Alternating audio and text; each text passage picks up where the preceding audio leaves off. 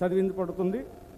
ముందుగా గురుకవి అయినటువంటి గౌరవనీయులు శ్రీ దాసరి రమేష్ గారిని వచ్చి వారి కవితా పఠనం చేయవలసిందిగా కోరుచున్నాను.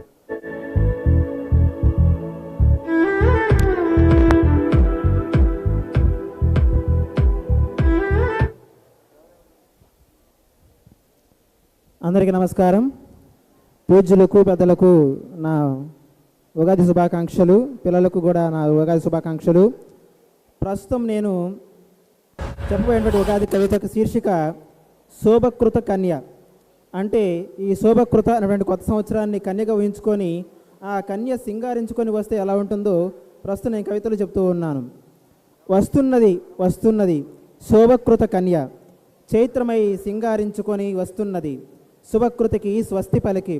ఉత్తరాయణ పుణ్యకాలమందు చైత్రమాస శుక్లపక్షమందు కోకిల రాగాలు పలుకంగా లేత చిగురాకుల చీరను చుట్టి వేప పువ్వులను జడలో పెట్టి మామిడి పిందెల పరిమళం అద్ది కొంగొత్త ఆశలను శిరసుపై మోస్తూ మది నిండా ఉత్సాహాన్ని నింపుతూ గదకాలపు విషాదాలను మైమర్పిస్తూ సర్వ జగత్తుకు శోభను చేకూరుస్తూ వయ్యారి అయి శోభాయమానమై సుందర సోయగాలతో కళాకృతమై అడుగిడుతున్నది శోభకృత కన్య.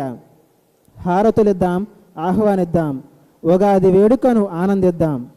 హారతులిద్దాం, ఆహ్వానిద్దాం, ఉగాది వేడుకను ఆనందిద్దాం.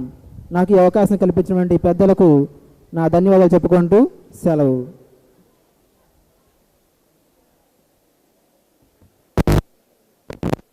కవిత కోసం నేను పుట్టాను, కాంతి కోసం కలం పట్టాను అన్నాడు ఆరుద్ర.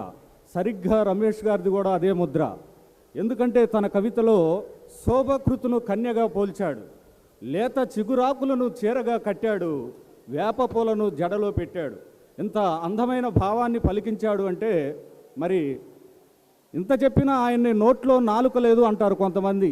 అది నిజమే అనిపిస్తుంది. ఎందుకంటే తన నోట్లో నాలుకను పెన్నుకు పాలీగా వేసి ఇంత అద్భుతమైనటువంటి కవితను ఆవిష్కరించాడు కనుక రమేష్ గారికి ప్రత్యేకమైనటువంటి ధన్యవాదాలు ఈ సభాముఖంగా తెలియజేసుకుంటూ మరొక బాలకవి